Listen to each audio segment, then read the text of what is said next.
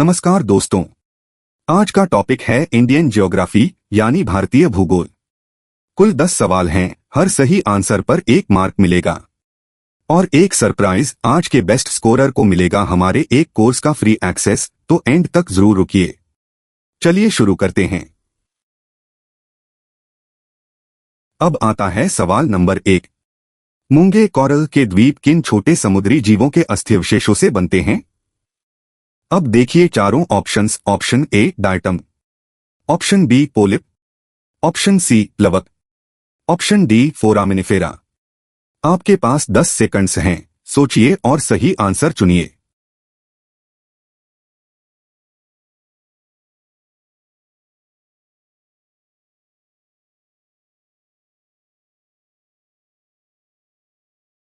तो इसका correct answer है ऑप्शन बी यानी पोलिप।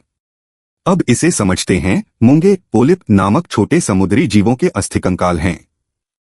जीवित पोलिप मरने पर उनके अस्थिअवशेष बच जाते हैं और उन पर नए पोलिप उगते हैं, जिससे मूंगा द्वीप बनते हैं। तो याद रखिए ये पॉइंट।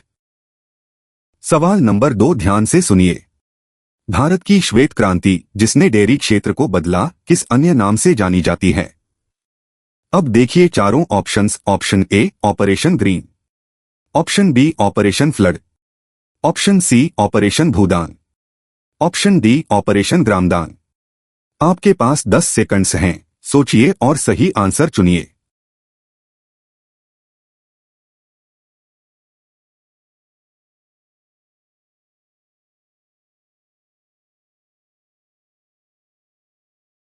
तो इसका करेक्ट आंसर है ऑप्शन बी यानी ऑपरेशन फ्लड। अब इसे समझते हैं। श्वेत क्रांति को ऑपरेशन फ्लड कहा जाता है। हरित क्रांति के साथ यह 1960 से 70 के दशक में भारतीय कृषि सुधार की प्रमुख रणनीतियों में से एक थी। तो याद रखिए ये पॉइंट। अगला सवाल नंबर 3। 2011 की जनगणना के अनुसार अखिल भारतीय महिला साक्षरता दर लगभग कितनी थी? अब देखिए चारों options. Option A 58%, option B 65%, option C 74%, option D 82%। आपके पास 10 सेकंड्स हैं, सोचिए और सही आंसर चुनिए।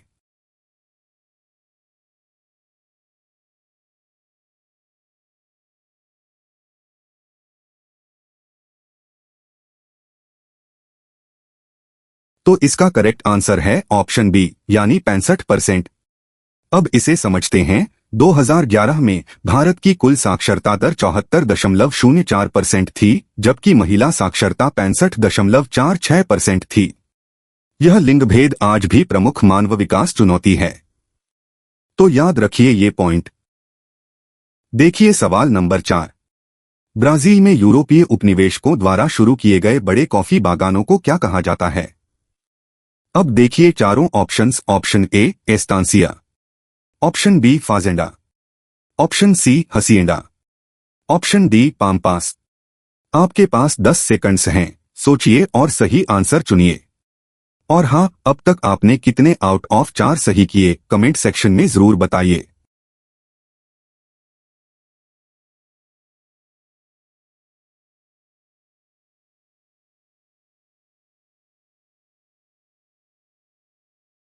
तो इसका करेक्ट आंसर है ऑप्शन बी यानी फाजेंडा।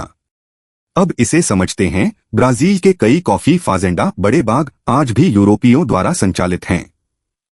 यूरोपियों ने उष्णकटिबंधीय उपनिवेशों में चाय, कॉफी, कोको, रबर, गन्ना, केला आदि के बागानों की प्रथा शुरू की। तो याद रखिए ये पॉइंट।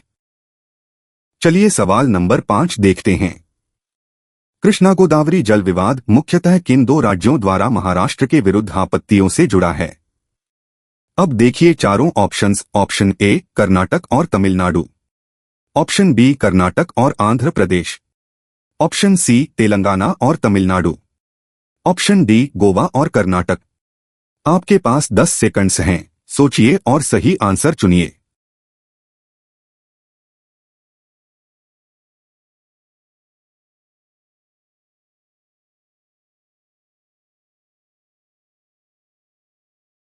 तो इसका करेक्ट आंसर है ऑप्शन बी यानी कर्नाटक और आंध्र प्रदेश।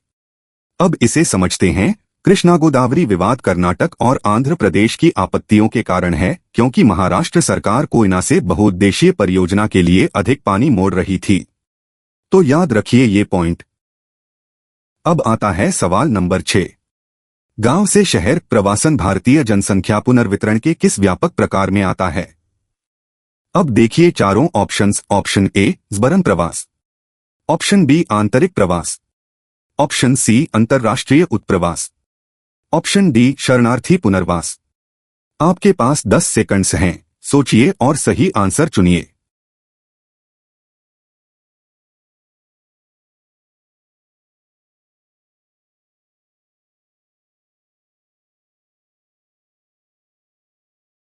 तो इसका करेक्ट आंसर है ऑप्शन बी, यानी आंतरिक प्रवास।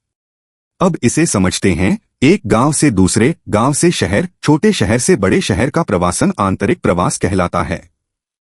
भारत में आंतरिक प्रवास की अनेक लहरें जनसंख्या के पुनर्वितरण में महत्वपूर्ण रही हैं।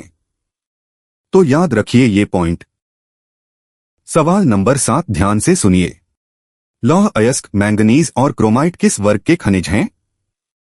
अब देखिए चारों ऑप्शंस। ऑप्शन ए अधात्विक खनिज, ऑप्शन बी लौहधात्विक खनिज, ऑप्शन सी अलौह खनिज, ऑप्शन डी ऊर्जा खनिज। आपके पास 10 सेकंड्स हैं, सोचिए और सही आंसर चुनिए।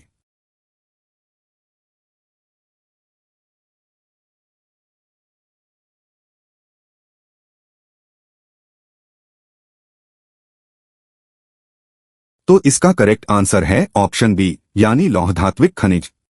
अब इसे समझते हैं। लौह खनिज जैसे लौह अयस्क, मैंगनीज और क्रोमाइट में लोहा होता है।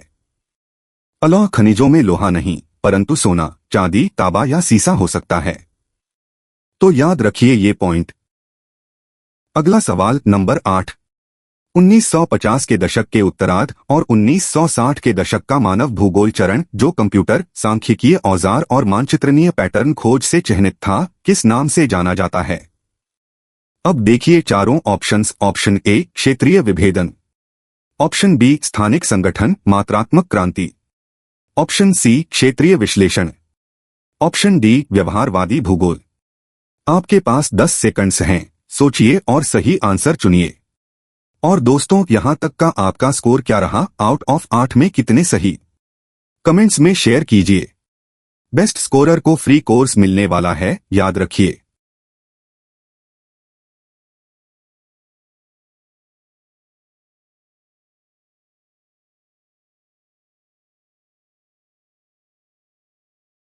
तो इसका करेक्ट आंसर है ऑप्शन बी, यानी स्थानिक संगठन मात्रात्मक क्रांति।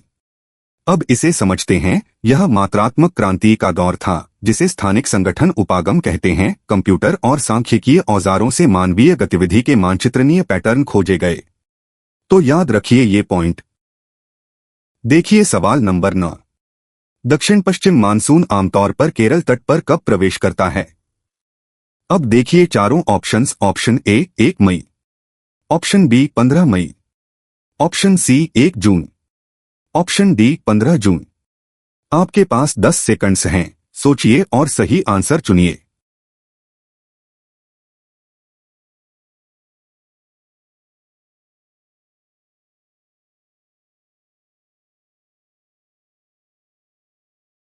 तो इसका करेक्ट आंसर है ऑप्शन सी, यानी 1 जून।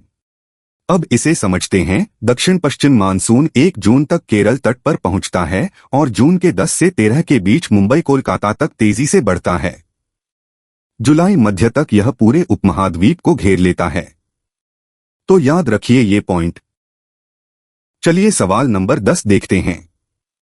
भारत की खाद्य सुरक्षा व्यवस्था में किसानों से न्यूनतम समर्थन मूल्य पर खाद्यान्न खरीदने और भंडारण की जिम्मेदारी किस संस्था पर है? अब देखिए चारों ऑप्शंस। ऑप्शन ए भारतीय खाद्य सुरक्षा एवं मानक प्राधिकरण FSSAI, ऑप्शन बी भारतीय खाद्य निगम FCI, ऑप्शन सी राष्ट्रीय खाद्य सुरक्षा मिशन, ऑप्शन डी सार्वजनिक वितरण परिषद। आपके पास 10 सेकंड्स हैं, सोचिए और सही आंसर चुनिए।